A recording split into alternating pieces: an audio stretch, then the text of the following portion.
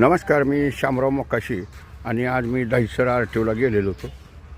भ्रष्टाचार तर आहेच. बिन टेस्ट घेता लायसन देतात, त्याला जरी भाषा येत नसली तरी बिल्लं मारतात, बिल्लं देत आहेत, पैसे खाण्याचा सगळा झोल चालतो तिथं.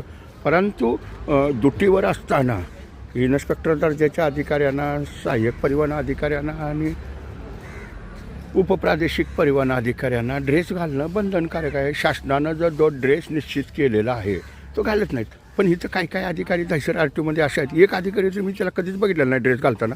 आज माझ्या मनात आलं होतं त्याचा फोटो काढायचा आणि व्हायरलच करायचा. कारण ड्रेस कशाला दिला ह्यांना? दुट्टीवर असताना ड्रेस घातला पाहिजे, म्हणजे आणि नेमप्लेट दिसली पाहिजे त्याची, कोण अधिकारी आहे, तो काय करतो इथे. पण दुट्टीवरती ड्रेस नव्हता. मग अधिकारी काय करतात?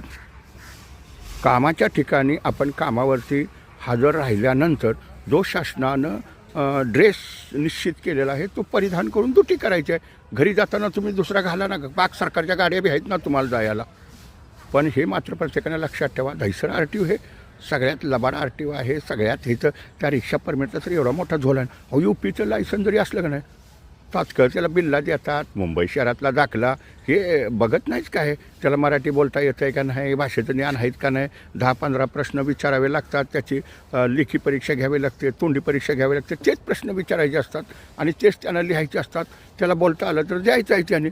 पण इथं सगळा झोल झपाटा चालतो, पैशाचा पाऊस पडतो दहिसर RTOमध्ये.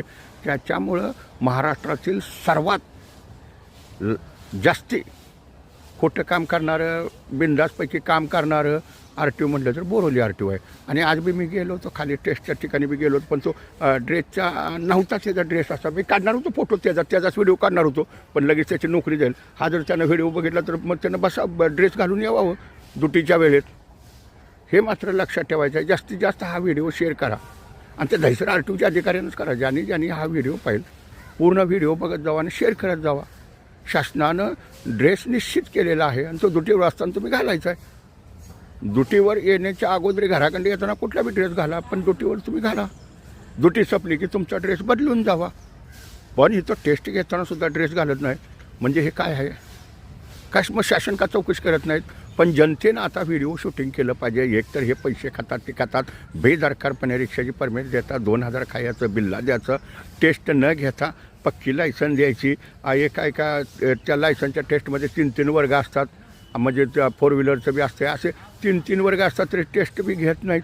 तिन्ही वाहनाच्या टेस्ट घ्याव्या लागतात. असला हा दहिसर RTOमधला घोटाळा आहे. पण पुन्हा तो अधिकारी घावला ना, कामावर असताना ड्रेस नसताना मी व्हिडिओज बनवणार आणि करणार व्हायलर काय व्हायचं.